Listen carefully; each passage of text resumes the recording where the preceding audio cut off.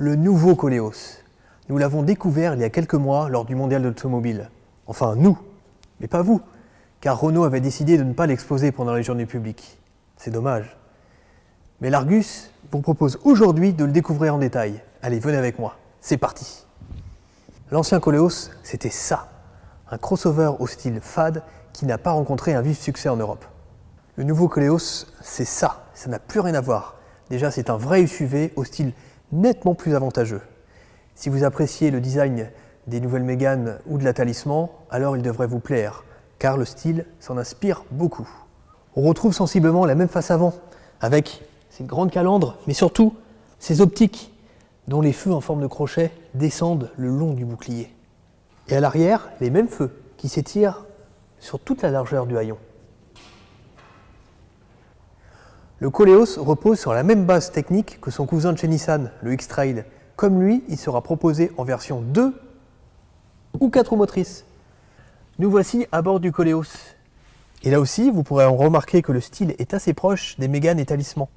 On retrouve pratiquement la même planche de bord avec un écran tactile en position verticale, des compteurs digitaux et personnalisables et les mêmes commandes de climatisation.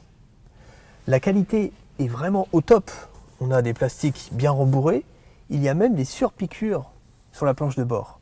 Mais bon, il faut souligner que nous sommes ici à bord d'une version initiale Paris qui représente la version la plus haut de gamme chez Renault. Mais bon, cela nous permet de voir tous les équipements dont nous pouvons disposer dans le Koleos. On a par exemple une caméra de recul, un système Bose très efficace, mais également des sièges chauffants et ventilés. Sans oublier cette magnifique sellerie en cuir bicolore. Et à l'arrière, quel espace pour les jambes! Regardez ça un peu. En plus, la banquette est confortable et elle peut même être chauffante. Par contre, il y a une chose qui risque de ne pas plaire aux familles nombreuses. Car dans le Koleos, il n'y a que 5 places.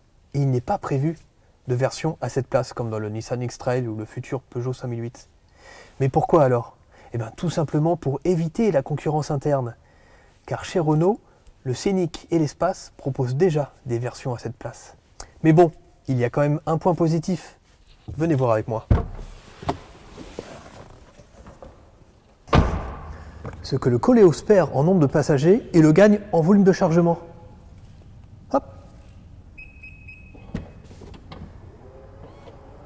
Regardez un peu. Renault annonce un volume de 624 litres. C'est quand même pas mal. Et la modularité n'a pas été oubliée. Regardez, grâce à ces tirettes, hop, vous pouvez rabattre la banquette arrière et obtenir un plancher plat. Ça, c'est quand même bien pratique pour charger des objets longs ou encombrants.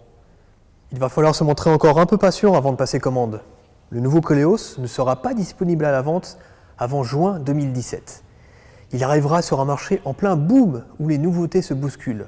Skoda Kodiaq, Nissan X-Trail, mais aussi le futur Peugeot 5008 ou encore le Volkswagen Tiguan XL. Autant de concurrents auxquels devra faire face ce nouveau Koleos.